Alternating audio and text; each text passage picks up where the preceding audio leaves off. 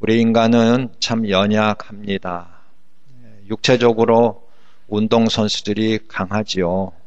그러나 그 운동선수들도 나이 먹으면 근육도 늘어지고 그리고 모든 기능이 뒤떨어지게 되는 것입니다.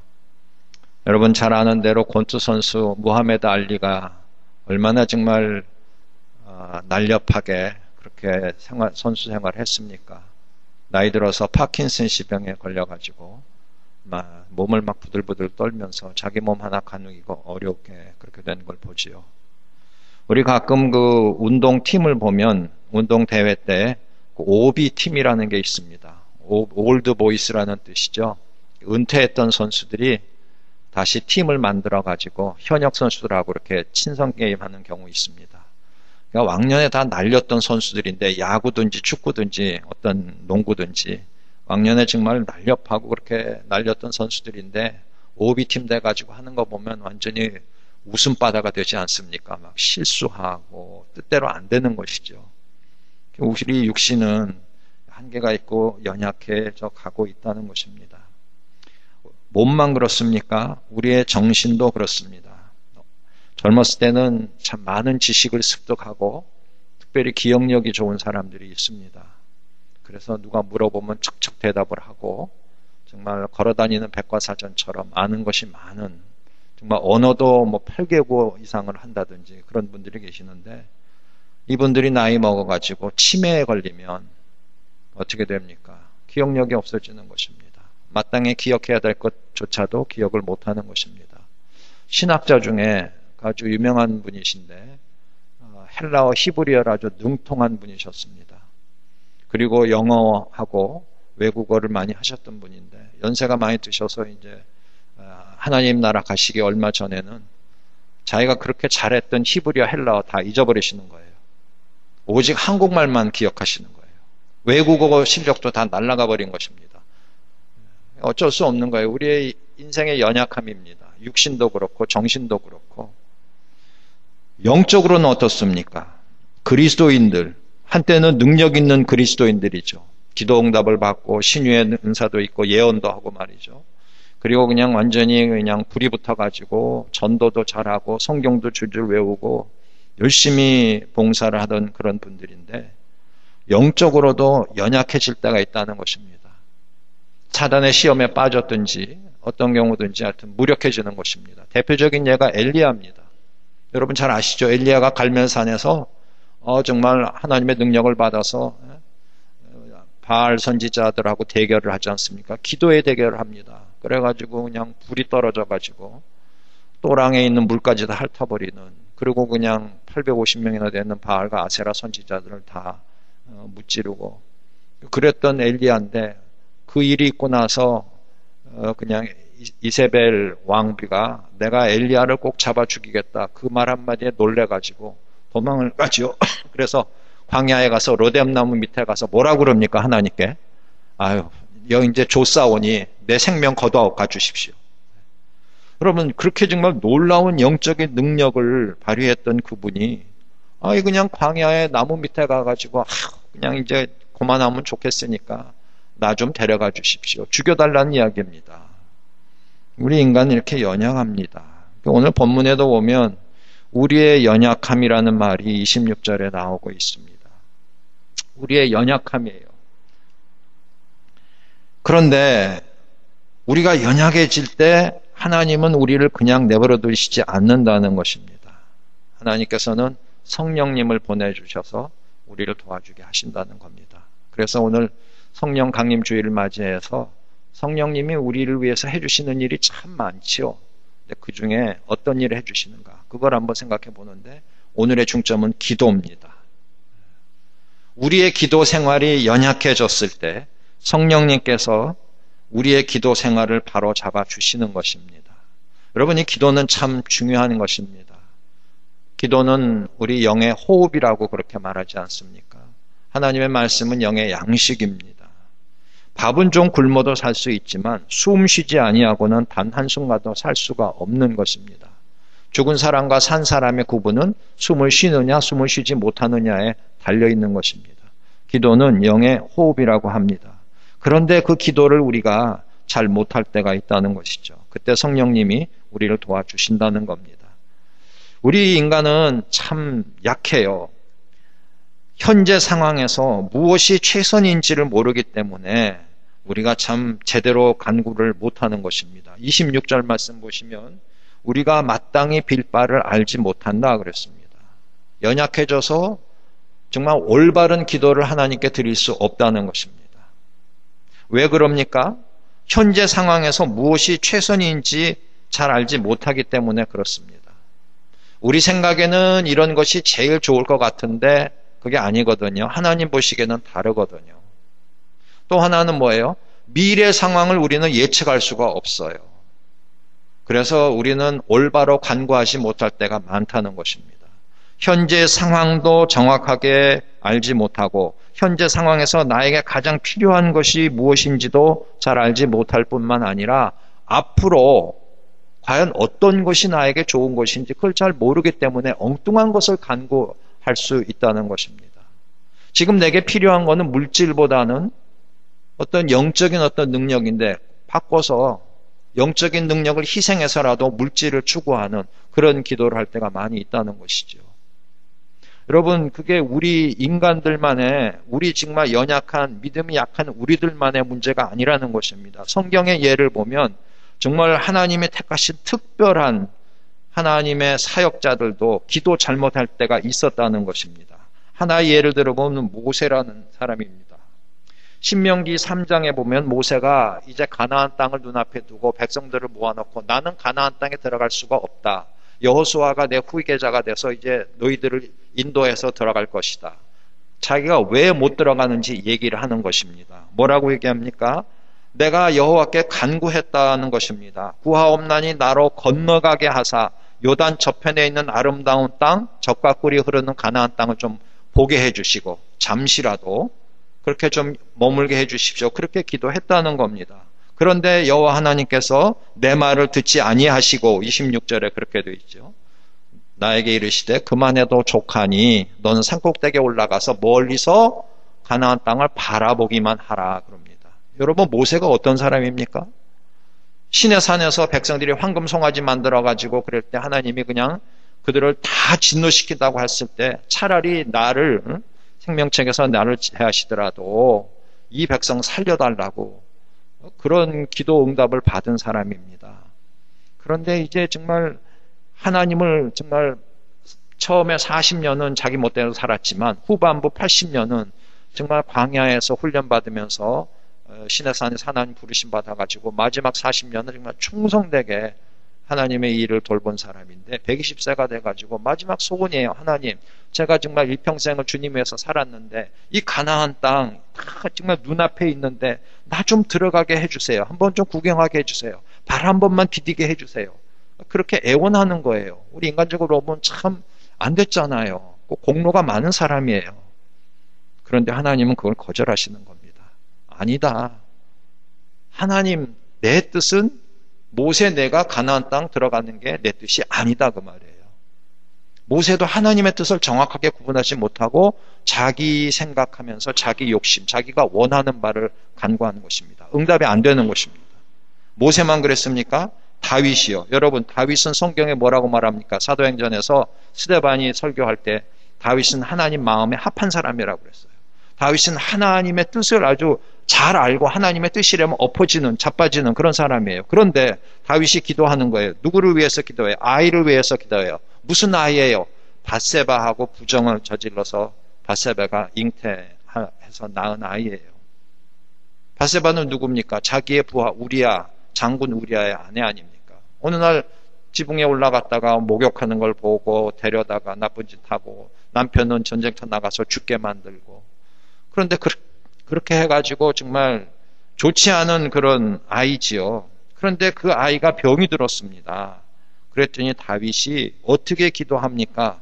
금식하고 기도합니다. 다윗이 그 아이를 위해서 금식하고 안에 들어가서 밤새도록 땅에 엎드렸으니 그렇게 말씀하고 있지 않습니까? 정말 어떻게 보면 결사적인 기도입니다. 물론 다윗이 잘못했습니다. 그러나 이렇게 결사적으로 회개하며 기도하면 하나님이 들어주실 만도 합니다. 그런데 하나님의 뜻은 무엇입니까? 그 아이가 죽는 것이 하나님의 뜻입니다. 그 아이가 죽어버렸습니다. 신하들은 그냥 너무 상심할까봐 죽었다는 얘기도 못하는 것이죠. 물론 이제 죽었다는 말을 듣고 다윗은 오히려 목욕하고 음식을 막 먹습니다. 왜 그러냐 그랬더니 이미 죽었으니까 내가 이제 저 있는 대로나 가지 지는 다시 돌아오지는 못한다. 부활이 없다는 거죠. 물론 그런 믿음의 모습이 있긴 있었지만 그러나 정말 그 아이 살려달라고 금식하고 철야기도 했는데 하나님이 안 들어주시는 거예요. 또 있습니다. 신약으로 넘어와서 바울의 예입니다. 바울은 몸에 가시가 있었어요. 내 육체에 가시 곧 사단의 사자를 주셨다고 그래요. 무슨 병인지 정확하게 몰라요. 안질이다, 간질이다, 여러 가지 학설이 추측을 많이 하고 있지만 정확하게 무슨 병인지 잘 몰라요. 그러나 하여튼 육체의 가시 굉장히 괴로웠던 것 같아요. 고질병입니다. 만약에 간질병이라면 그렇게 정말 학식이 많고 성령 충만한 사람이 간질병 걸려서 발작을 일으키는 걸 주위 사람이 봤다고 생각해 봅시다. 정말 완전히 정념이 떨어지는 것이죠. 그러니까 얼마나 정말 전도하는데도 얼마나 걸림돌이 됐겠어요. 그러니까 그냥 사도 바울도 막 결사적으로 기도하는 거예요. 뭐라고 그래요? 3번 8절 말씀에 고린도후서 12장 8절에 내가 3번 주께 간구하였더니 이 3번이라는 거는 그냥 우리가 하듯이 그런 기도 아닙니다. 이건 정말 완전히 작정 기도입니다. 일주일, 한 달, 이런 식으로 40일 금식 기도, 그런 식의 결사적인 기도를 3번이나 했는데도 불구하고 하나님께서 그 기도를 들어주시지 않는 것입니다. 왜 안 들어주십니까? 내 은혜가 내게 족하다. 내가 오히려 약한 데서 하나님의 능력, 내 능력이 더 크게 나타날 것이다. 그게 하나님의 뜻입니다. 우리도 어떤 병이 있습니다. 우리의 어떤 약점이 있습니다. 그거 좀 없애달라고. 목사가 정말 그 약점 때문에 얼마나 창피합니까? 장로님들이나 여러분들이 예수 믿는 분들이 예수 안 믿는 사람 앞에 나가서 어떤 그런 치명적인 약점이 있다고 생각해 보십시다. 전도하는데도 걸림돌이 된다고 우리는 생각하는 것입니다. 그거 좀 없애달라고, 하나님의 영광을 위해서 내가 주의 일을 열심히 하겠다고 그런 식으로 기도하는데도 하나님이 안 들어주시는 거예요. 그 병을 혹은 그런 약점을 그냥 놔두시는 거예요. 왜? 그 약점으로 통해서 우리가 겸손해지는 것입니다.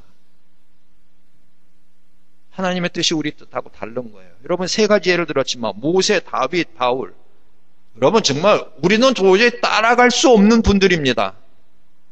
그런데 그분들도 하나님의 뜻을 잘 모르고 간구할 때가 있다는 것입니다. 여기에 우리에게 좀 위로가 되지 않습니까? 그런 분들은 하나님의 계시를 받은 분이고 하나님의 뜻을 가장 잘 아는 분들인데도 불구하고 그분들이 하나님 뜻과는 반대되는 결사적인 기도를 할 수 있다는 것입니다. 하나님이 안 들어주십니다. 우리가 때때로 기도할 때도 마찬가지예요. 우리는 하나님 뜻을 잘 알지 못하고 기도할 때가 있다는 것입니다. 그러면 어떻게 되느냐 하는 것입니다. 그런 때를 위해서 성령님이 우리와 함께 계시는 거예요. 그래서 다시 본문으로 돌아가는데요. 성령이 말할 수 없는 탄식으로 우리를 위하여 친히 간구하시느니라 그랬습니다. 마땅히 빌 바를 알지 못한 우리가 엉뚱한 간구를 하고 있을 때에 성령님께서 말할 수 없는 탄식을 하시면서 우리를 위하여 친히 간구하시는 그분이라는 거예요. 그러니까 성령님이 계시는 게 얼마나 다행이고 감사한 일입니까? 엉뚱한 거 기도해도 바로잡아 주시는 거예요. 때로는 우리가 너무 지쳐서 너무 황당한 일을 당해서 기도할 힘도 없을 때 성령님이 기도할 힘도 주시는 것이죠. 정말 세월호 같은 일을 우리가 당했다면, 우리의 아들, 딸이 그렇게 정말 어처구니 없이 목숨을 잃었다면 정말 우리도 기도할 힘이 없을 것 같아요. 저도 목사지만요, 제가 그런 일 당했다 그러면 정말 그렇게 정신을 차릴까 모르겠어요. 저는 그 공무원이신 그 어떤 아버지를 정말 우러러보게 됐습니다. 사흘 동안 내색을 안 하고 출근했다 그러죠. 공무원이신 그 어떤 아버지 있어요.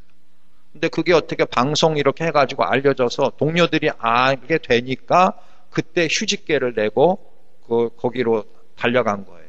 자기 아내는 이제 거기 먼저 가 있었죠. 여러분 참 그거 정말 대단한 분입니다. 자기 아들이 지금 그렇게 됐는데 그 자기 정상적인 출근을 해가지고 일을 볼 수 있다는 거, 그 집중을 할 수 있었다는 거 정말 놀라운 일입니다. 여러분 진짜 때로는 우리가 너무 어처구니 없는 일을 당해서 우리의 연약함이 다 드러나 버리는 것입니다. 기도할 힘도 없는 것입니다. 엉뚱한 기도를 합니다. 그럴 때 하나님께서는 성령님을 우리에게 보내주셔서 내 안에 계신 성령님이 탄식을 하시면서 친히 우리를 위해서 간구하시게 해놓으신 겁니다. 여기 탄식이란 말은 신음하고 같습니다. 그냥 우리 쉽게 얘기하면 끙끙거리는 것입니다. 끙끙.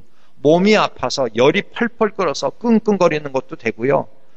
몸은 괜찮은데 마음이 너무 상해서 상심이 커가지고 정말 이제 울다 눈물도 말라버려서 그냥 앓듯이 신음소리 내는 바로 그런 상황이에요. 왜 성령님이 그렇게 탄식을 합니까? 우리를 사랑하시니까. 우리의 모습을 보시고 너무 안 된 거죠. 성령님이 너무 답답하신 거죠.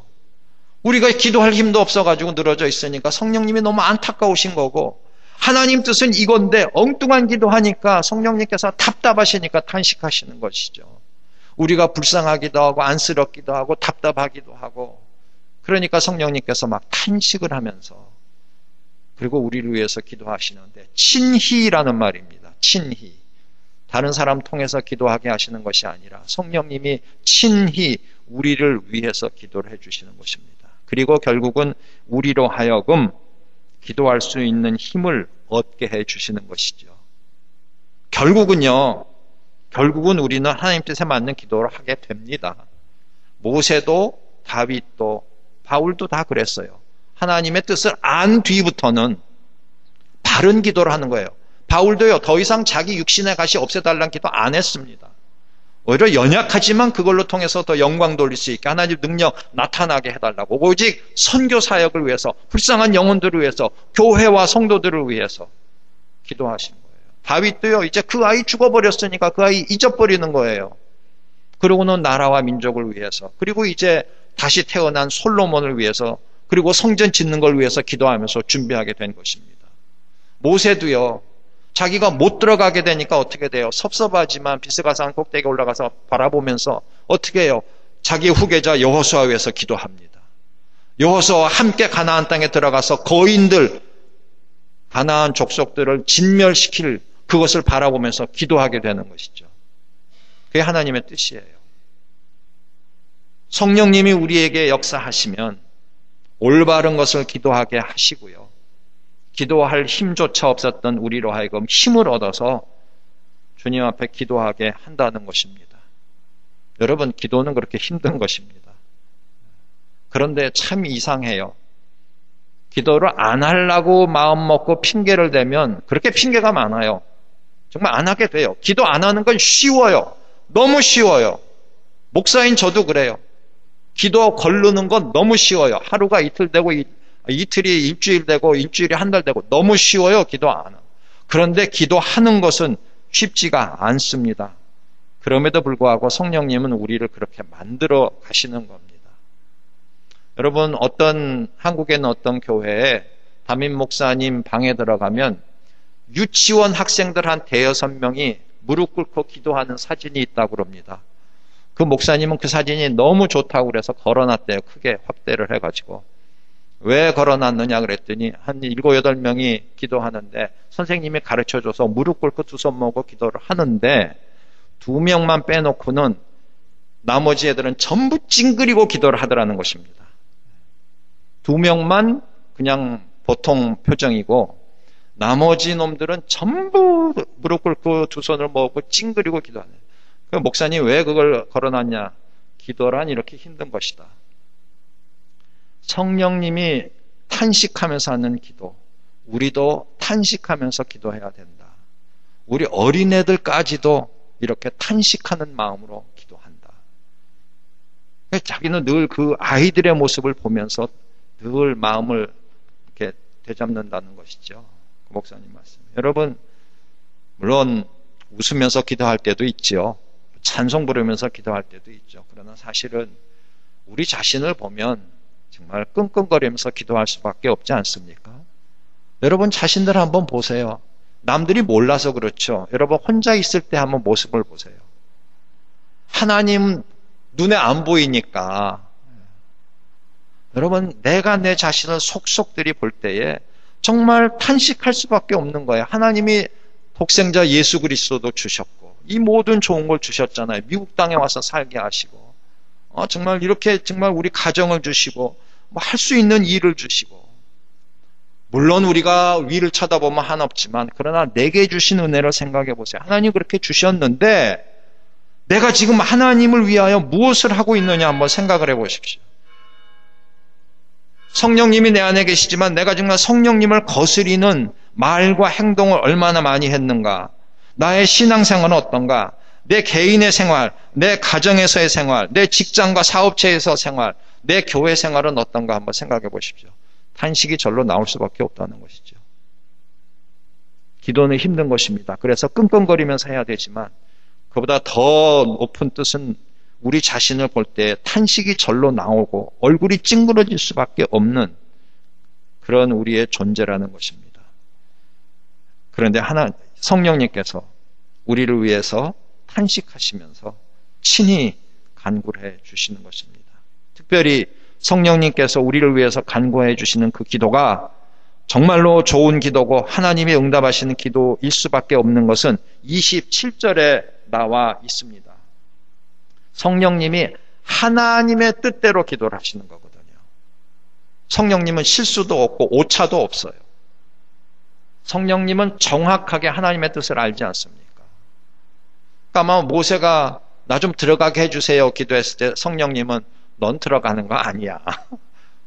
여호수아하고 백성들 위해서 기도해. 아마 성령님은 그러셨겠죠. 다윗이 그 아이 살려달라고 기도했을 때 성령님은 아니야. 그 아이는 죽기로 이미 예정돼 있어. 너는 그 이후에 낳은 자손을 위해서 솔로몬을 위해서 기도해야 돼. 아마 그렇게 가르쳐 주셨겠죠. 바울에게도요. 그 가시를 좀 없애달라고 그랬는데 아니야. 그 가시를 가지고 내가 사는 것이 하나님의 뜻이야. 마치 조개 속에서 모래가 들어가서 모래가 진주가 되듯이 너는 그 몸에 있는 가시를 통해서 오히려 하나님의 능력을 나타내고 더 귀한 일을 하고 더 아름다운 열매를 맺게 될 수 있다.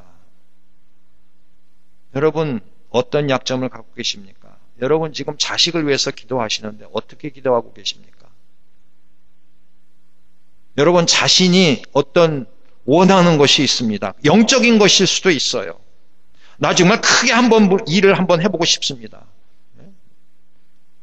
여러 가지 나를 위해서, 자식을 위해서, 가정을 위해서, 사업을 위해서, 혹은 육신의 어떤 연약함, 내 약점을 위해서 기도할 때 내 뜻보다는 하나님의 뜻이 무엇인지를 지혜롭게 분별하시는 저와 여러분들이 될 수 있기를 간절히 기원합니다. 그러기 위해서는 성령님이 하시는 기도 소리를 들어야 돼요. 성령님은 정확하게 하나님 뜻대로 기도하시거든요. 근데 우리도 100% 성령의 기도 내용을 알 수는 없지만 대충은 알 수 있습니다. 어떻게 해요? 하나님의 말씀을 통해서 가르쳐 주셨거든요. 하나님의 뜻이 무엇인지 이미 다 가르쳐 주셨어요. 신구약을 통해서. 예수님이 이 땅에 계실 때 하나님의 뜻을 다 이루신 분이에요. 가르쳐 주셨을 뿐만 아니라 내가 아버지께서 부탁하신 뜻을 다 이루었나이다. 요한복음 17장에서 분명히 그렇게 기도하시거든요. 성경에 하나님의 뜻이 다 있어요. 그 하나님의 말씀을 새기시면서 하나님과 기도하시기 바랍니다. 하나님 앞에서 기도하시기 바랍니다. 하나님께서 순간순간 은혜를 주실 줄로 믿습니다. 이제 마지막 결론인데요. 28절에 그러면 그렇게 됐는데 어떻게 됐느냐 하는 것입니다. 하나님이 성령님이 그렇게 기도해 주시니까 우리의 기도를 응답해 주시는데 어떻게 해요? 모든 것이 합력하여 선을 이루게 해 주신다는 겁니다. 여러분 이거 참 중요해요. 여기 전제 조건이 있어요. 하나님을 사랑하는 자, 뜻대로 부르심을 입은 자, 선택받은 우리들입니다. 하나님, 그러니까 현재는 교회 나오고 있지 않지만 이미 하나님이 구원하기로 예정하신 분들도 다 포함이 되지요. 현재 하나님을 사랑하고 있는 자, 그러나 하나님이 뜻대로 부르신 자, 이미 우리는 부름을 받아서 올바로 응답해서 예수 믿고 이렇게 이 안에 있는데 우리 교회 밖에 있는 사람들 중에 하나님이 이미 작정하신 분들이 계세요. 계속 하나님이 부르신 거니까. 우리보다 좀 늦지만 그분들이 언젠가는 교회로 나오실 것이죠.